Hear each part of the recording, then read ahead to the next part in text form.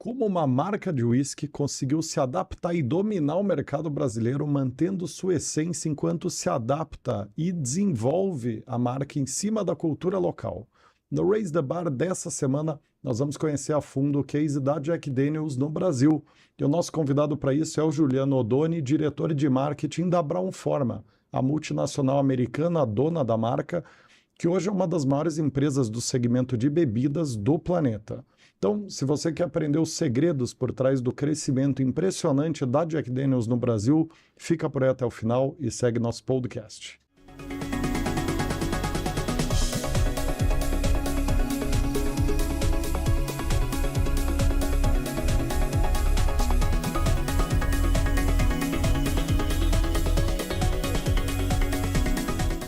Sejam muitíssimo bem-vindos e bem-vindas a mais um episódio do Raise the Bar, o programa de entrevistas sobre os principais cases, tendências e boas práticas de vendas e marketing do momento, divulgado toda terça às 19 horas no YouTube e em mais de 10 plataformas de podcast diferentes. Para quem é novo ou nova por aqui, esse programa é um oferecimento da For Sales, maior consultoria de Executive Search de vendas e marketing das Américas. Então, se você está precisando recrutar e selecionar os melhores profissionais dessas áreas, não pensa duas vezes e corre lá em forsales.com.br. Para começar, queria dar muito boas-vindas a você, Juliano. Uma honra estar te recebendo aqui, até um parceiro como a Brown-Forman é nosso cliente já há muitos anos, né, Maurício? É isso aí. Bom dia, gente. Um prazer estar aqui com vocês. Boa tarde, boa noite para quem estiver ouvindo em casa. Muito obrigado legal. pelo convite. Nós que agradecemos. Como é que você está, Mali? Tudo bem? Tudo bem, tudo ótimo. Tô animado para o bate-papo, né? A gente já fazia um tempo que a gente estava querendo marcar essa conversa com o Juliano para conhecer um pouquinho mais sobre a marca Jack Daniel's, então tô bem curioso aí para o que vem pela frente. Muito legal, meu amigo. Por onde começamos? Bom, acho que vamos começar pedindo para o Juliano se apresentar um pouquinho, falar um pouquinho sobre ele, sobre a Jack Daniel's de uma forma bem sucinta, sobre a Brown-Forman, né, Juliano? Para quem não conhece a empresa como um todo, né? No Brasil ela é bastante atrelada à Jack Daniel's, mas existe um portfólio maior. Então, se você puder dar esse contexto, quem você é, quem é a Brown-Forman, para quem está nos ouvindo, acho que vai ser legal para a gente começar assim. Claro, um prazer. Bom, meu nome é Juliano, sou de São Paulo. Eu trabalho em marketing há aproximadamente 16 anos. E comecei com marcas em trade, com marcas de bens de consumo, como pasta de dente, escova de dente, papel higiênico, em 2016, que eu mudei para a área de bebidas alcoólicas. E entrei na Jack Daniel's em 2018, na Brown-Forman em 2018, como gerente da Jack Daniel's do Brasil.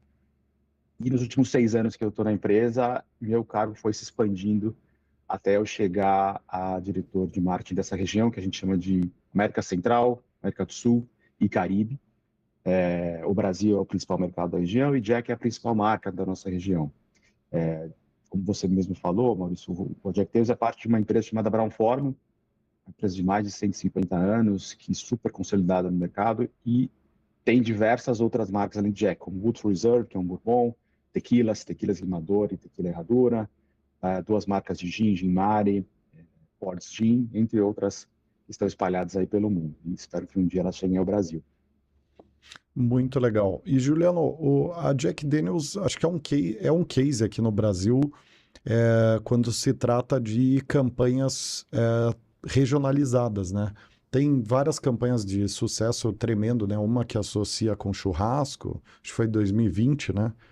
E agora, mais recentemente, se eu não me engano, para o público feminino também. Então, vocês estão, na minha visão, liderando várias iniciativas de trade marketing, de atuação mais customizada com o público de vocês e ampliação do público de vocês. Conta um pouquinho dessa estratégia geral da marca no Brasil e por que, na tua visão, que vocês conseguiram ter tanto êxito aí e tanto mais êxito do que as demais marcas de whisky aqui no país, né? Claro, Rodrigo. Para a gente conversar sobre churrasco e sobre a plataforma de conversa com o público feminino, eu tenho que dar um passo atrás de alguns anos. Jack sempre esteve no Brasil, seja por algum importador ou por algum distribuidor, e a Brown-Forman entrou no Brasil em 2010.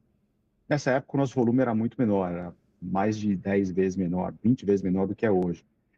E o nosso início foi conversar com aquele consumidor de Jack que ele a gente já conhece.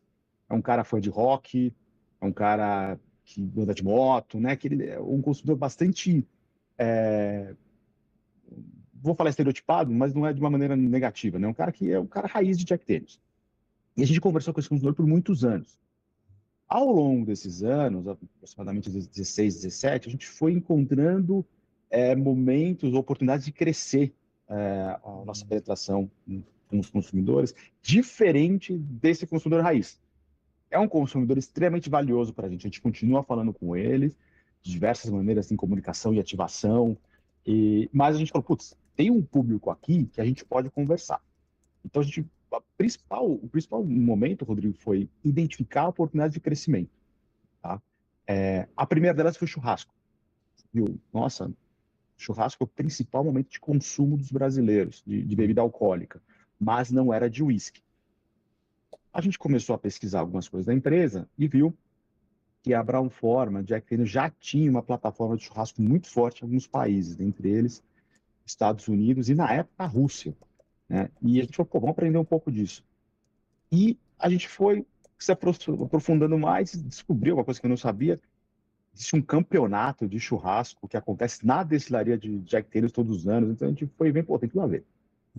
E a gente fez essa proposta para o consumidor, começou em 2017, associando churrasco a whisky e apresentando para o consumidor maneiras de tomar, não só o whisky puro, whisky com gelo, mas também Jack and Coke, Maracujack, que é um drink feito com maracujá, que é o meu favorito, entre outras opções. E o consumidor aceitou.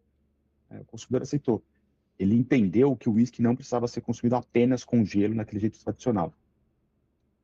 E isso foi em 2018. Nesse período, nos 6 anos seguintes, a gente foi encontrando outras oportunidades. Em 2022, a gente olhou, novamente, fazendo uma análise de mercado, a gente percebeu que a penetração de bebida alcoólica de destilados com o público feminino é bastante alta, mas não para a gente. Para gin é mais alta, para whisky escocês é mais alta. A gente falou, pô, tem uma oportunidade aí e vamos entender o porquê. A gente fez uma pesquisa muito, muito profunda, demorou mais ou menos 6 meses a pesquisa, foi muito interessante. A gente descobriu coisas bastante interessantes e coisas muito tristes, né, de por que a mulher não consumia uísque, por preconceito, machismo, até medo em alguns momentos, de como ela ia ser percebida, como é que ela ia ser julgada. E a gente criou uma plataforma para isso, que é a plataforma As Donas do Bar. A gente iniciou ano passado em São Paulo, foi um baita sucesso, assim, foi uma plataforma que ela não tinha como objetivo inicial vendas. A gente queria realmente entender quem eram essas consumidoras, quem eram as donas do bar em que estavam, ou bartenders, e oferecer algum tipo de visibilidade para elas ou até uma ajuda da marca. E a gente até fez parcerias com casas, né, com bares, a gente nem tinha parceria com o Jack Daniel's. Casas que vendiam apenas produtos da concorrência, e não tinha problema, a gente queria conhecer essa profissional. E a parceria foi um sucesso, a gente está agora no ano 2 disso e está trabalhando em BH. Agora, eu acho que eu não devia ter falado que a gente vai fazer BH, mas enfim, deu um spoiler aí. Só para entender, o que é exatamente essa plataforma que você falou?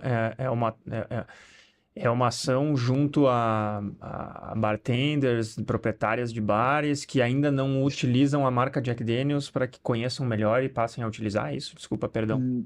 Quase.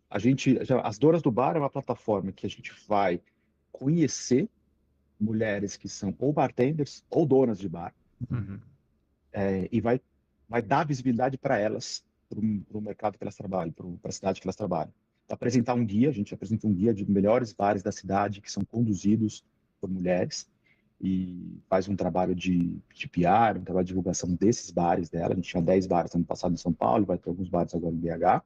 É um trabalho constante, então a gente continua divulgando os bares de São Paulo, apesar de estar esse ano em BH.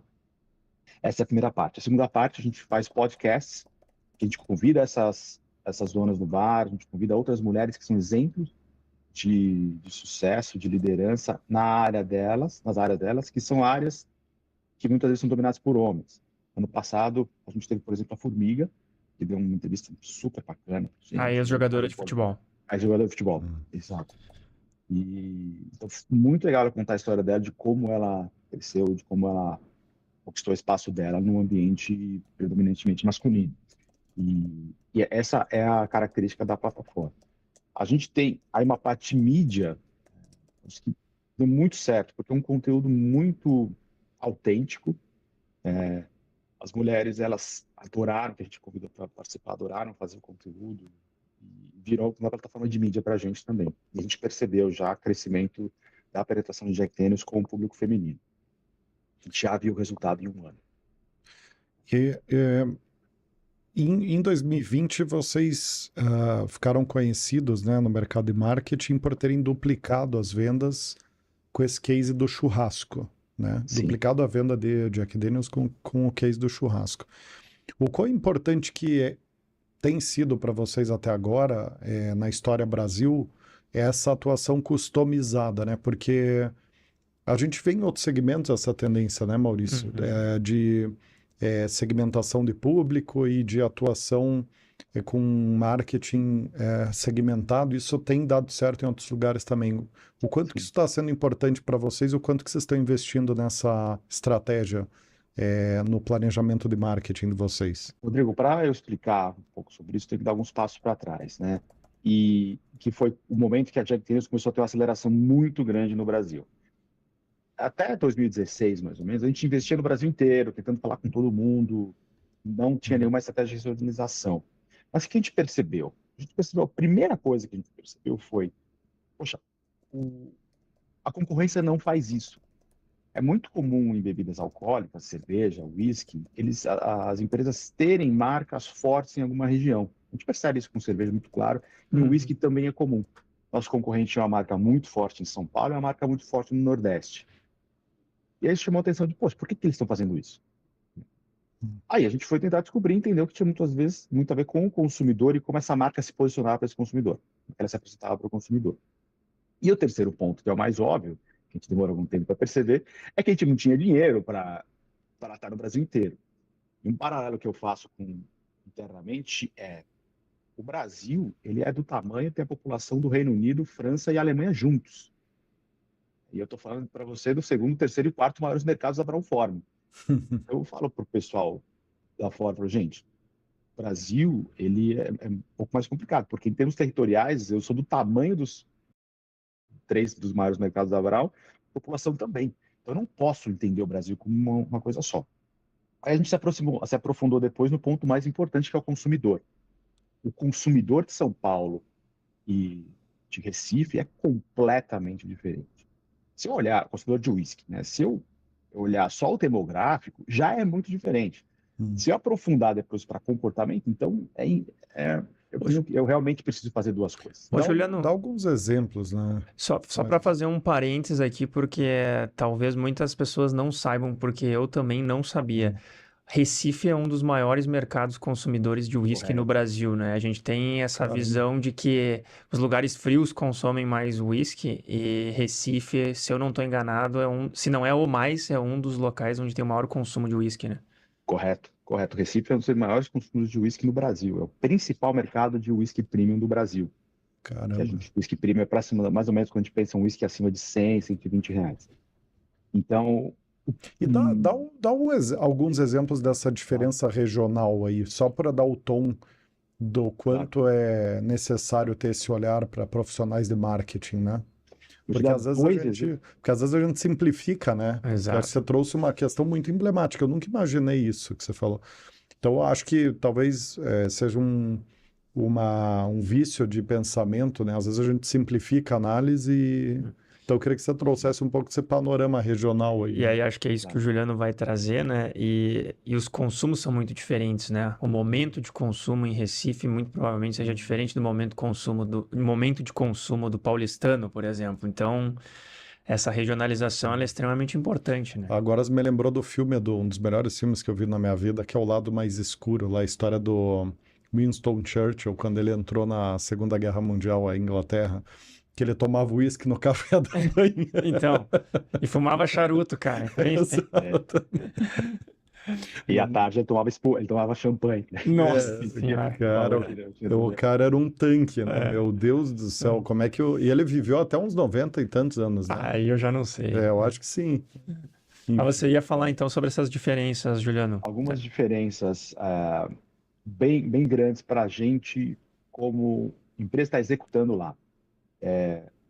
Como você falou, mas momento de consumo. Em Recife, as pessoas estão acostumadas a tomar uísque em vários momentos do dia, até com uma cerveja ou com a comida. É muito comum a pessoa ter na mesa dela uma cerveja e uma garrafa de uísque, ela está tomando as duas juntos. Isso é muito comum, isso é muito particular de Recife. É muito difícil você ver isso aqui em São Paulo. E isso reflete um segundo comportamento de Recife, por exemplo, que é o clube do uísque. É muito comum você ter três amigos, nós três ali, a gente tem uma garrafa de uísque num determinado bar. Nosso bar favorito é esse bar aqui, do lado do escritório. A gente tem uma garrafa de uísque lá, nós três. Rodrigo, Maurício, Juliano, e você toma ela sempre. Acabou que você compra outra entre os três amigos.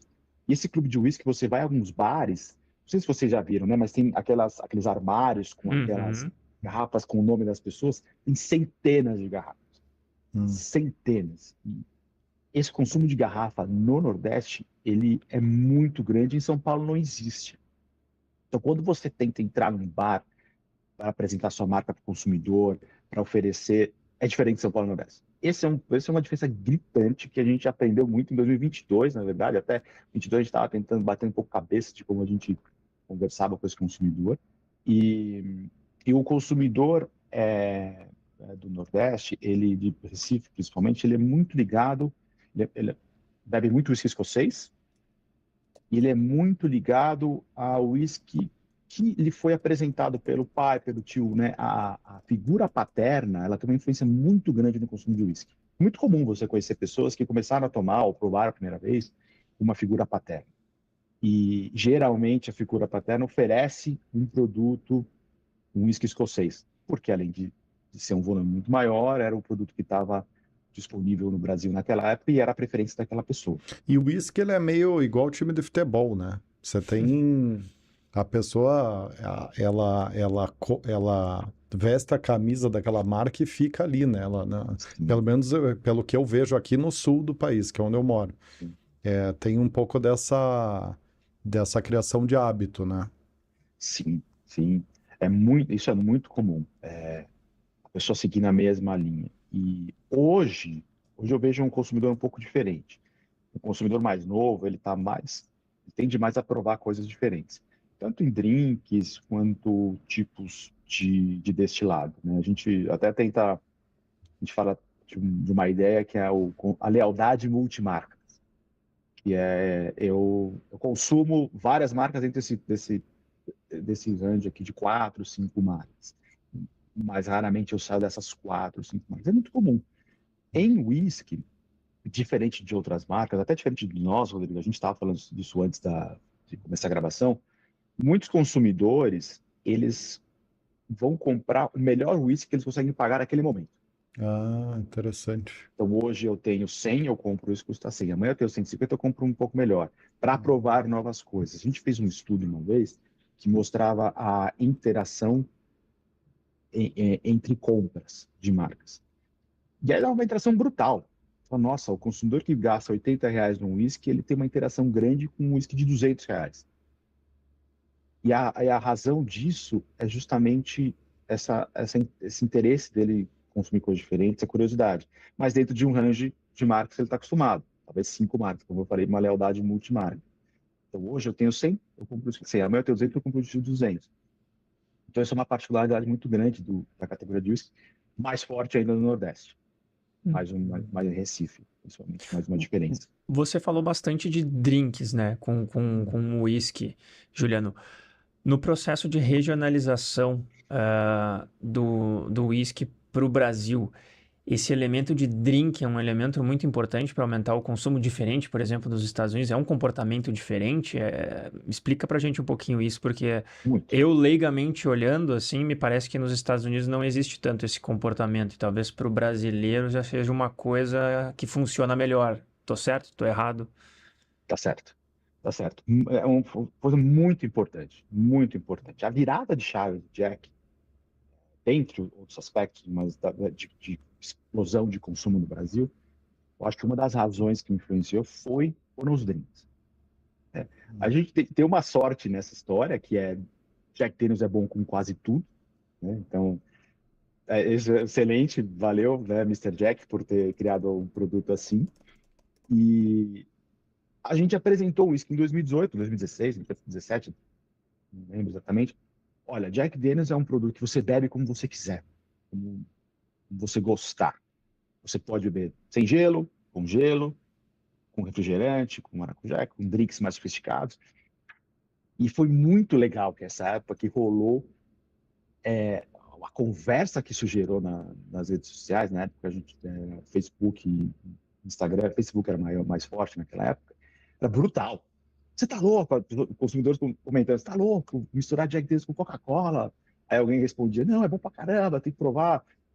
Mas era uma conversa super respeitosa, né? Era muito legal de acompanhar.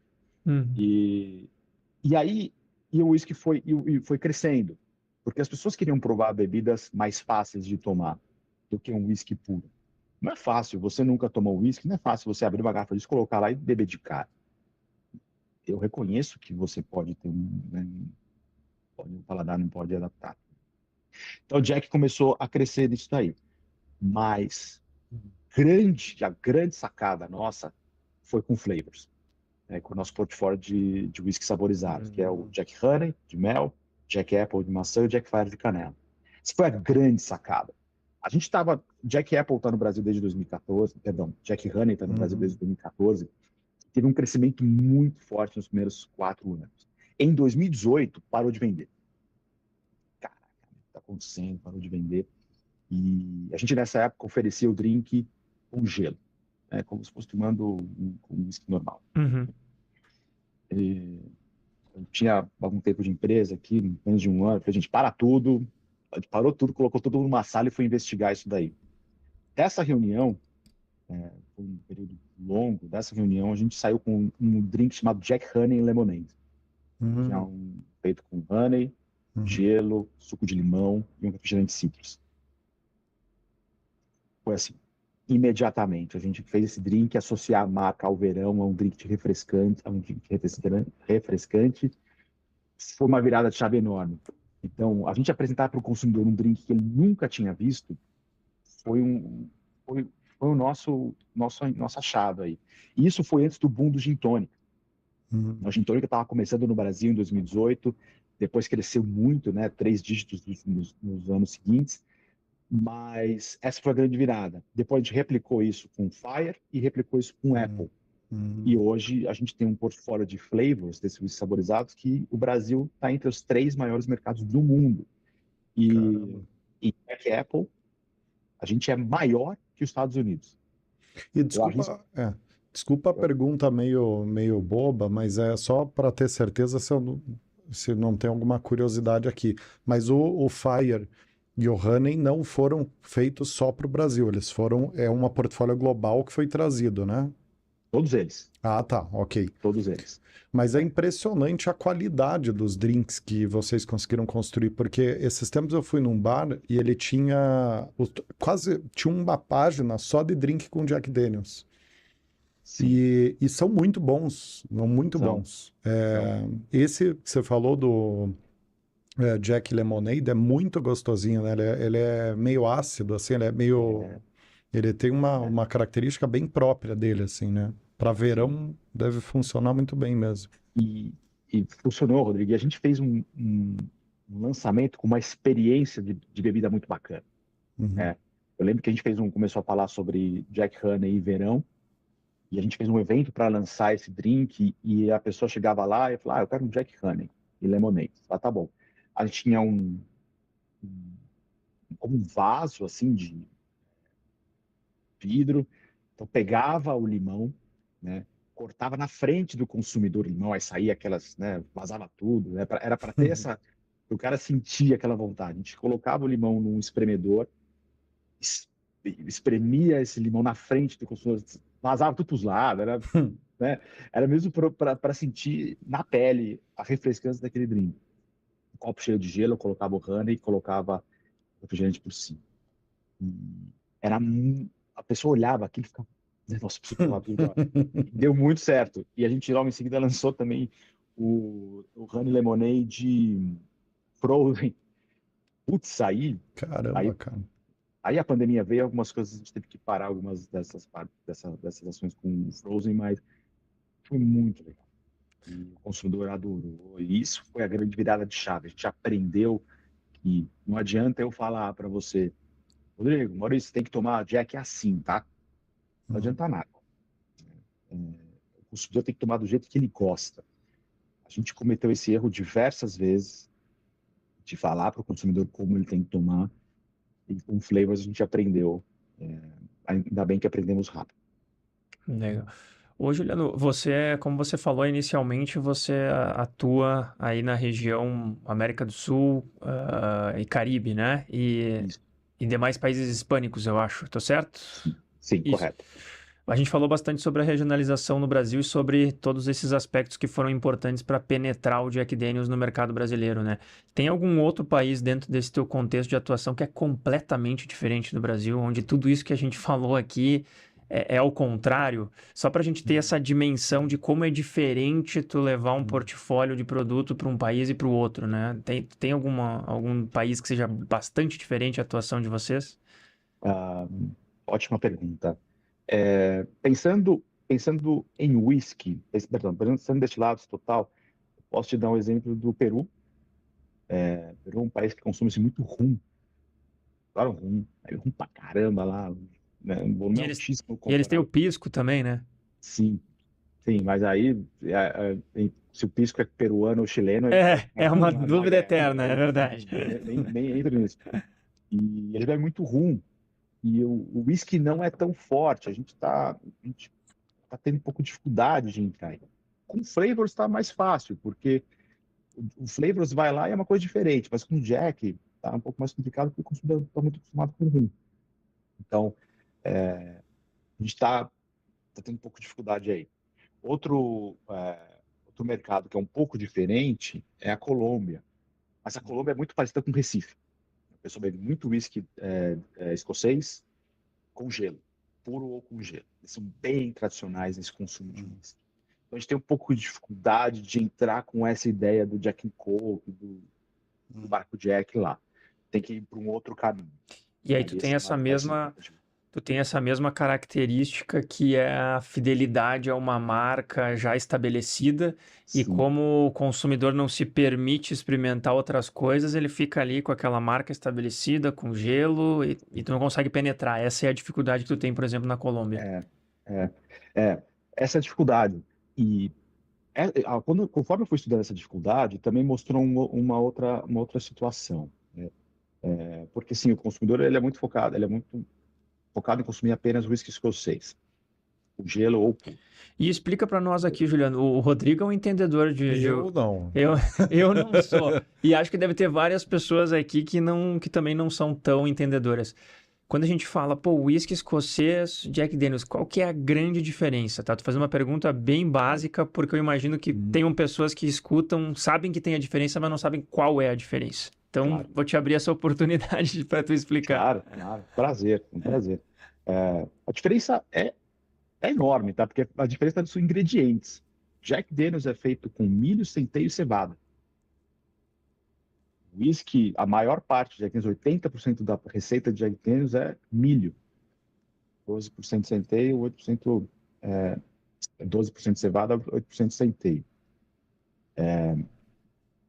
O whisky escocês, ele tem uma parte maior de cevada maltada, o famoso malte. Né? Então, o ingrediente é diferente.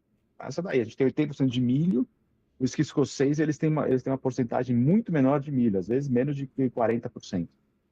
Você tem aí, fundamental no grão, né? No que a gente chama de mash, no que a gente chama de receita básica, vamos dizer. E o Jack Daniel's, ele foi o primeiro whisky de milho foi o Jack Daniel's, né? Ele foi uma invenção do fundador, né? Para aproveitar o excedente de milho que tinha nos Estados Unidos porque os Estados Unidos é um dos maiores produtores de milho do planeta, Sim. né? E aí eles tinham super safra e jogavam fora para nivelar preço de milho, né? Para o preço não O que baixar a gente muito. fez com o café, eles fazem com milho. E diz que Olha, eu não tenho essa não certeza. sabia não, mas gostei. Eu não tenho Vou certeza, aprender. mas eles aí numa dessas vezes aí que o pessoal precisava queimar milho ou jogar milho, se eu não me engano, teve essa ideia de transformar o milho em outras coisas para não desperdiçar, né? Que interessante. E aí nos Faz Estados Unidos sentido. começaram a fazer essa indústria em volta do milho, de produção de consumíveis industrializados, né? Faz sentido. Faz sentido. Aí, mas a segunda diferença que eu posso te falar do uísque americano e do escocês é a maturação, é o barril. O uísque americano usa somente barris virgens, barris de primeiro uso, de carvalho americano. O uísque escocês usa barris usados. Isso dá uma diferença de perfil de sabor muito grande. Então, o barril virgem, ele vai estar, tem mais cara, ele vai dar tons de caramelo, vai ser mais doce, né? Uhum. Porque ele vai ter a característica da madeira. O barril de segundo uso, ele vai ter um pouco menos disso, né? Então, imagina que a madeira é o que dá a cor do uísque e dá boa parte do sabor. Vem que a madeira do uísque, do barril de uísque, ela atua como um sachê de chá. Primeira vez que você faz um chá, ele vai dar mais cor e mais sabor. A segunda vez vai dar um pouco menos, a terceira um pouco menos, assim por diante. Então, o primeiro uso dá um perfil de sabor muito diferente do segundo uso. Tá? Então, essas são as duas grandes diferenças. Jack Daniel's tem um toque a mais que a gente chama, que é a filtragem no carvão. Isso se chama Lincoln Counting Process, que é um processo que não foi inventado pelo Mr. Jack. A gente acha que foi, mas não foi. O Mr. Jack aprimorou esse processo, que é você filtrar o seu whisky antes de colocar no barril, filtrar esse whisky em carvão de maple, que é madeira de boldo. E aí isso tira algumas impurezas e deixa o whisky mais suave ainda. Por isso que Jack Daniel's é mais suave e muitas vezes algumas pessoas acham mais fácil de tomar. Interessante. Que São as legal. grandes diferenças, tá? Interessante. E uma curiosidade que eu tenho, Juliano, é como que vocês encaram esse trabalho de disputa de consumidor? Uma vez que o teu consumidor, você disputa ele com diferentes concorrentes, né? Porque quando você está falando de um drink, você disputa com Campari, com vodka. Aí quando você está falando com whisky, você disputa com puro malte, com N, enfim, você tem vários campos de batalha diferentes e no final do dia é o consumidor que está decidindo o que ele vai tomar, né? Como é que vocês encaram isso? Porque não é tão comum, né, no mundo dos negócios essa característica onde você, eu tenho um produto e disputo o mesmo público-alvo com uma outra empresa que tem um outro produto. Então, como é que é esse trabalho? Ele é mais conceitual, de criar conceito em volta do produto para ser a primeira escolha? Como é que é essa construção de diferencial, de fazer o consumidor comprar vocês? Qual que é o processo, Boa, tecnicamente falando, em termos de marketing, assim? boa, ótima pergunta. Deixa eu separar aqui essa resposta em duas partes, né? A gente pensa primeiro como é que eu vou estar na mente do consumidor e como eu vou me apresentar na hora que o consumidor chega em algum varejo ou algum bar. Na primeira parte, a gente tem que sempre estar na mente do consumidor. A gente, ó, isso aqui é Jack Daniel's, é assim que toma, prova aí, né? De uma maneira bem simples, bem simples. E é muito interessante, muitas vezes eu sou bem tradicional em algumas coisas, eu evito falar jamais, nunca, todo mundo ou ninguém. Ou sempre, eu evito falar isso. Mas nesses quase 7 anos trabalhando com Jack Daniel's, eu posso afirmar que todo mundo conhece Jack Daniel's. Você mostra uma garrafa, fala que isso aqui, Jack Daniel's todo mundo conhece. Viu num filme, alguém falou, viu? Agora, isso não significa que a pessoa já tomou ou sabe o que fazer com a marca. E o sabe o que fazer significa, tá, como é que eu tomo? Eu tomo com gelo, eu tomo sem gelo? E a pessoa não vai arriscar, porque custa R$150. Então, todo mundo conhece, mas não sabe o que fazer. Então, eu preciso estar na cabeça do consumidor, falando, você conhece minha marca, isso aqui é o que você faz com ela. Você vai tomar com gelo, você vai tomar puro, vai tomar no maracujá, vai tomar no shot. Eu apresento isso para ela, eu fazer de uma maneira que a pessoa vai ter curiosidade para considerar na sua compra e eventualmente comprar. Então, assim que a gente trabalha a parte de mídia, a parte de disponibilidade mental, disponibilidade do nosso produto na cabeça do consumidor. Quando eu chego no bar, por exemplo, aí é uma batalha muito interessante, porque o consumidor brasileiro, mais até do Sudeste, diferente do Nordeste, como eu comentei para você, o consumidor do Nordeste, às vezes ele tem uma cerveja e um uísque na mesa, né? Em São Paulo, geralmente, a bebida que a pessoa começa à noite, ela continua. Então, eu tento batalhar, fazer com que eu seja a primeira escolha dela. A pessoa chega num bar e pede um chopp, putz, provavelmente ele não vai mudar para Jack depois, perdi. A pessoa chega num bar e pede um gin tônica, talvez ela mude depois de destilado para destilado. Mas o que a gente tenta fazer, a estratégia é chegar, que a pessoa chegue lá no bar, como você falou, Rodrigo, você foi no bar, tinha uma carta de vários drinks de Jack Daniels, fazer com que a primeira escolha da pessoa seja Jack. E a tendência é que ela continue o resto da noite ali. Então essa é a primeira batalha que a gente tenta ganhar, o primeiro drink da noite. A gente faz isso com visibilidade no bar, a gente faz isso com visibilidade no cardápio, a gente faz isso oferecendo promoções de 2 por 1, welcome drink, e aí você tem diversas ações que você pode fazer. Tá? Quando você vai no varejo, aí é o tradicional, né? Visibilidade, promoção, pack, disponibilidade no ponto extra.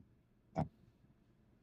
Muito legal. Comigo funcionou, porque esse dia eu tomei Jack Daniels, mas é que eu tenho preguiça com cardápio. Então eu olhei, tinha uma página inteira, assim, com um monte de foto bonita dos drinks da Jack Daniels. Aí acabei, acho que eu tomei o Lemonade, eu não conhecia, e depois fui pro puro, né, com gelo. Mas para mim funcionou. Mas me chamou a atenção porque você tem N marcas de destilado num cardápio, e só a Jack Daniels tinha uma página ali. Que legal. Achei bem funcional, assim, uma coisa que destacou bem o produto ali, né, dos demais.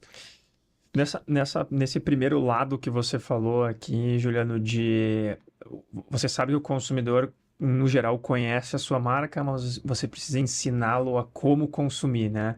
Quais são os canais de marketing, de comunicação que vocês utilizam no Brasil para fazer para levar essa comunicação?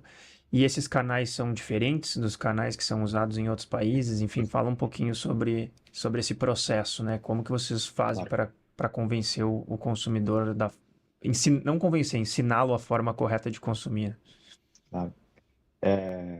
Ótima pergunta, mas a gente aprendeu nos últimos anos, pós-pandemia, né? A pandemia as pessoas ficaram em casa, então você tinha menos veículos, televisão, digital, né, e as infinidades da mídia digital. Mas a gente aprendeu nos anos seguintes que você diversificar a mídia, existe uma incrementalidade em como ela é na eficácia dela.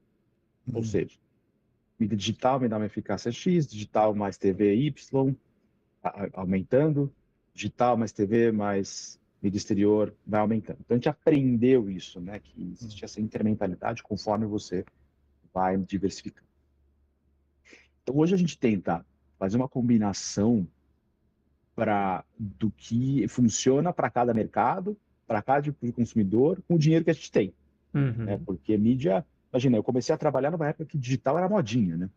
Então a gente falava, não, digital isso aí já morre e tal. O marketeiro adora matar coisa, né? Então na época que eu comecei a trabalhar, a gente achava que digital ia morrer. Então, cada vez tem mais canais, então é muito difícil.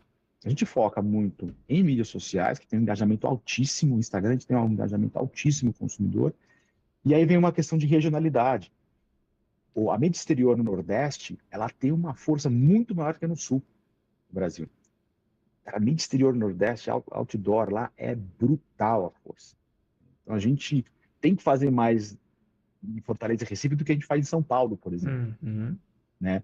E aí isso é uma das questões regionais. Uma segunda questão regional que é muito interessante é a mídia, ela tem um impacto muito grande na ponta do funil, né? Das pessoas comprarem, mas também tem um impacto muito grande com nossa equipe de vendas e com os nossos parceiros, distribuidores, varejistas, que a mídia dá confiança para essas pessoas de que a marca vai vender. Bom, então eu falei para vocês que a mídia dá confiança para as pessoas que a marca vai vender. Só que quando a gente está falando em mídia digital, muitas vezes a gente fala com um consumidor mais novo, 18, 25, 18, 30 anos. Aí eu tenho um gerente de vendas que tem 45 anos. O cara não vê a mídia digital porque não é impactado. A gente não está focando nele. Eu já estou na idade que eu não sou mais impactado por muita coisa que a marca faz. Mas a mídia exterior é para todo mundo. Então, a mídia exterior dá confiança para esse vendedor, para esse cliente, que a marca vai vender. Então, ele faz coisas diferentes no manejo dele.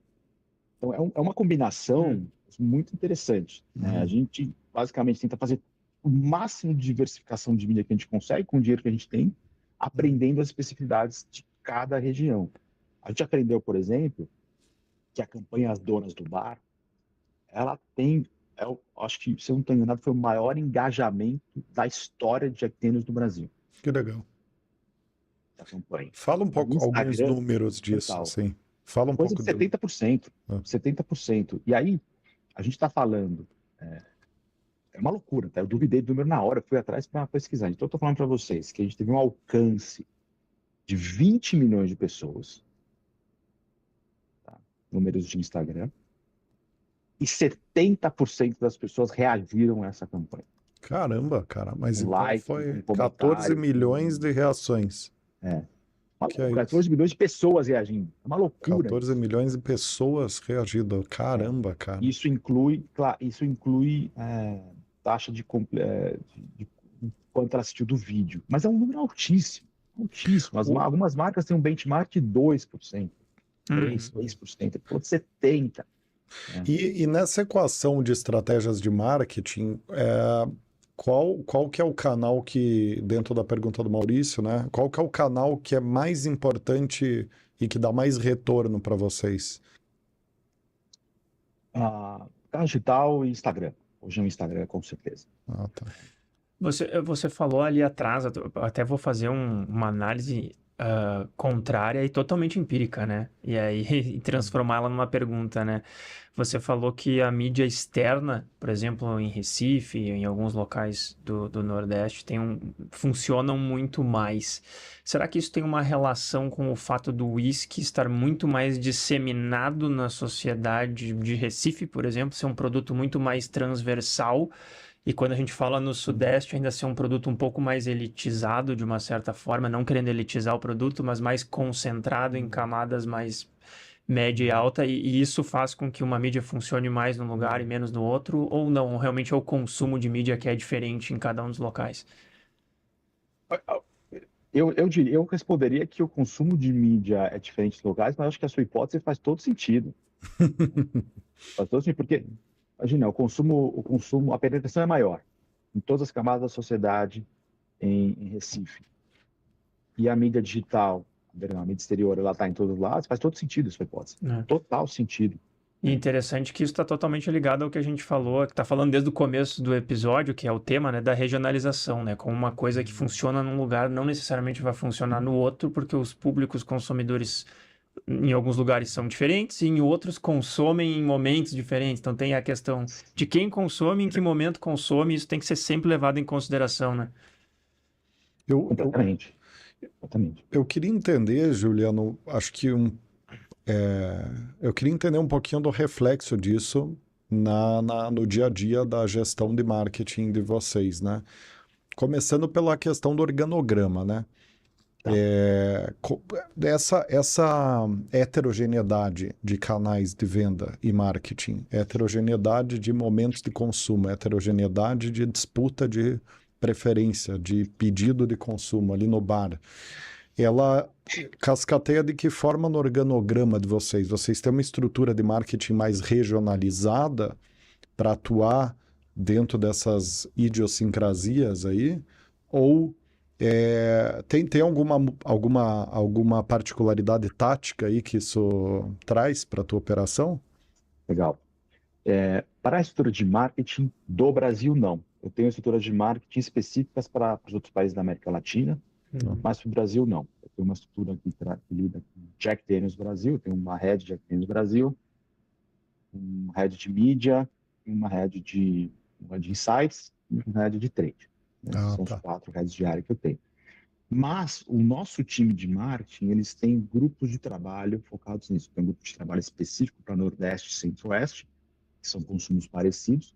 Um grupo específico para São Paulo e Sul, perdão, para São Paulo, Estado de São Paulo, e um grupo específico para Rio de Janeiro e Sul, para trabalhar essas especificidades. Então, essa é o principal. E é muito diferente. Então, o grupo aprofunda bastante nisso. Esse grupo de trabalho, que envolve marketing, mídia e trade, eles dão os insights para a equipe de vendas. E aí sim, a nossa equipe de vendas ela é regionalizada. Eu só fazer uma brincadeira aqui, mas eu poderia ter feito essa pergunta para o Maurício, porque a gente recruta um monte de posição de marketing, né, para a Brauforma também. Então, acaba que a gente conhece relativamente bem, né, a operação de vocês. Mas é interessante, né, porque tem ganhos e perdas, né, você regionalizar, né, o organograma, né? Você tem lá um gerente regional Nordeste de trade, ou você tem uma estrutura mais robusta nacional e ter grupos de trabalho, né? Tem ganhos e perdas nos dois lados. É legal saber como é que vocês atuam, né? E do ponto de vista de divisão de orçamento, assim, como é que é trabalhado isso? Porque aparentemente o Nordeste ele tem uma representatividade maior do que o pró-rata de PIB ali, né? Ele tem um peso, ao que tudo indica, desproporcional aos dos demais categorias de bens de consumo, né? Ou da maioria das categorias. Como é que vocês fazem a divisão de orçamento? Sim. Hoje, para a gente, o Nordeste ainda não é o maior mercado. O mercado ainda continua sendo Sudeste e Sul. Conforme a gente vai avançando no Nordeste, nessa estratégia de regionalização, o Nordeste ganha relevância. E aí é um grande desafio, né? Você tirar dinheiro da base para acelerar um negócio novo. A gente sempre tenta investir mais do que o tamanho do negócio. O Nordeste representa 5% do meu business hoje, mas tem um potencial para ser 25%, por exemplo. Se eu investir 5%, eu não vou chegar a lugar nenhum. Eu preciso investir mais do que 5% e eu tenho que entender de onde eu vou tirar. Uma coisa muito positiva que aconteceu com o Jack, com a família Jack Daniels e com a força que Flavors deu pra gente, é que num dado momento, principalmente com mídia, você chega numa escala que a mídia passa a ser nacional. E te permite trabalhar. Então, conforme a mídia fica nacional, ela fica proporcionalmente mais barata, e aí eu tenho mais dinheiro para ter ativações regionais. Mas é sempre um desafio de cobertor curto, né? Dia de um lugar, copo no outro. E para isso a gente, acho que volta para lá, para 2016, que posso garantir que um dos segredos de sucesso de Jack Daniels no Brasil é a consistência. A estratégia de Jack Daniels do Brasil é a mesma há uns 5, 6 anos. Não dá nada. A gente está dando certo, a gente não inventa moda, não fico encantado com coisas novas que aparecem. Eu lembro que na pandemia, imagina, a pandemia, a quantidade de redes sociais que apareceu no Brasil nos últimos 5 anos, né? Se a gente fosse jogar todos os nossos esforços para cada uma delas, você estaria perdido. E também deve ter uma questão de orçamento. Orçamento de manutenção é um, de mercado, e orçamento de expansão é outro, né? Com certeza. Porque tem esse orçamento de marketing, acho que deve ser dividido em 2 caixas principais, né? Manutenção e expansão. Se confundir no mesmo bolso as duas coisas, aí você vai rasgar demais num lugar e perder o mercado ali no que você já tem, né? Correto. Juliano, eu queria fechar esse episódio super interessante te pedindo para compartilhar algumas das principais lições que vocês aprenderam aí nesses 16 anos, né? Teus na Jack Daniels e que podem servir para as pessoas que estão nos acompanhando. Lista-se algumas coisas que você gostaria que o Juliano soubesse, sei lá, 5 anos atrás, 10 anos atrás. Boa. Quais são as dicas principais, as lições principais que você compartilharia aqui? Boa.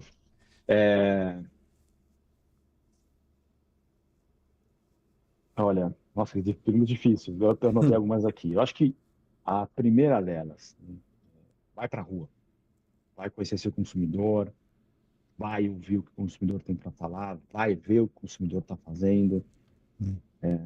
Bebidas alcoólicas, destilados alcoólicos premium, é uma categoria muito diferente. As pessoas sempre têm alguma coisa para te contar. Uhum. Eu trabalhei muitos anos com pasta de dente e papel higiênico, né? Ninguém tem nada para falar de pasta de dente e papel higiênico. Você pergunta, a pessoa não vai reagir tanto quanto bebida alcoólica, né? A pessoa sempre tem uma coisa para te falar. Vai atrás, vai ver o que elas estão fazendo no bar. Vai para rua. E não é só o bar premium, o bar chique que você vê aqui. Vai para outros lugares, porque as pessoas bebem. Num lugar mais simples, num bar mais simples, as pessoas bebem Jack Daniels, e num bar mais, talvez mais caro, as pessoas bebem um whisky mais barato que Jack. Não vai para rua. Ouça o que as pessoas têm para falar. Segundo, eu aprendi muito a importância da consistência. Né? Você ter um plano de longo prazo e não Arredar sair o pé. desse plano, mesmo que você tenha algumas tentações de sair desse plano. Eu tinha um chefe que eu admiro muito ele, e ele tinha uma frase, né, que ele viu num podcast que falava: você precisa de muita coragem para não fazer nada. Eu adoro essa frase, porque às vezes a tentação de algum momento te dá, você quer baixar o preço para vender mais, você quer fazer uma promoção muito louca, você quer fazer um patrocínio que talvez você não tenha dinheiro, e às vezes você precisa de coragem para manter o status quo, manter o curso. Então, seja consistente e às vezes tenha coragem para não fazer nada. E o terceiro seja verdadeiro com você, com o que você gosta de fazer. Eu sou suspeito porque eu sou um apaixonado pelo que eu faço no meu trabalho. Eu sempre gostei da marca Jack Daniels, né? Às vezes eu me belisco, eu não acredito que eu estou trabalhando aqui. O trabalho, sim, é muito legal. Né? Eu falo para as pessoas, é muito legal trabalhar essa indústria. É uma indústria apaixonante. Depois que você entra em indústria de bebidas, talvez você nunca saia. Eu falo isso para as pessoas quando a gente vai contratar, né? Vocês mandam os profissionais aqui, eu entrevisto, eu falo, olha, toma cuidado com o que você está escolhendo, porque talvez isso aqui mude a sua vida. E seja verdadeiro. Se você gosta, se aprofunde e se apaixone. Não tenha vergonha disso, né? Eu acho que é uma indústria que ela às vezes gera um pouco de polêmica, porque é uma indústria de bebidas alcoólicas. Você tem que ser muito responsável para vender bebida alcoólica, para você não fazer propagandas que você não pode, legalmente não pode, ou para você fazer propagandas que são erradas. Às vezes tem uma coisa que legalmente é permitida, mas é errado fazer. Então, seja autêntico, seja honesto com você mesmo, trabalhando numa indústria de bebidas alcoólicas, qualquer indústria, que vai dar tudo certo.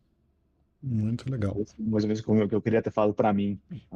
Muito legal, muito legal. Muito bom, muito bom. Puxa, Juliano, adorei o papo aqui.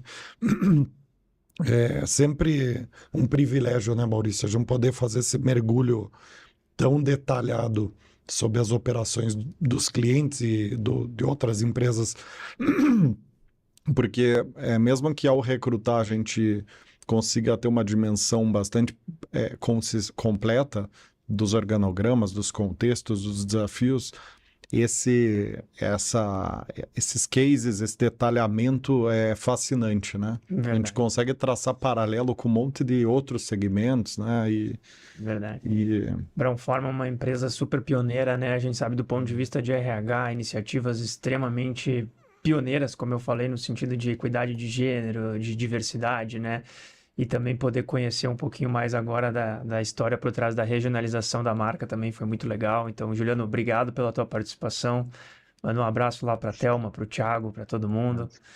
Obrigado a você, gente. Prazer enorme.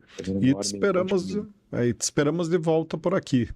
E no próximo episódio, o Juliano vai explicar se ele é ou não é o Evaristo Costa para nós aqui, porque quem está assistindo por vídeo, a gente tem metade da audiência em podcast, metade em YouTube, né? Mas quem tá vendo pelo YouTube deve estar até achando parecido com o Evaristo Costa. Saiu da Globo e foi trabalhar na Brown-Forman.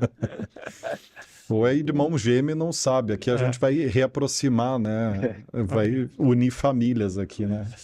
Enfim. Beleza, Juliano? Muito obrigado. Prazer te receber e te esperamos de volta aqui no programa compartilhando os próximos passos aí da Brown-Forman e da Jack Daniels, tá bom? Prazer.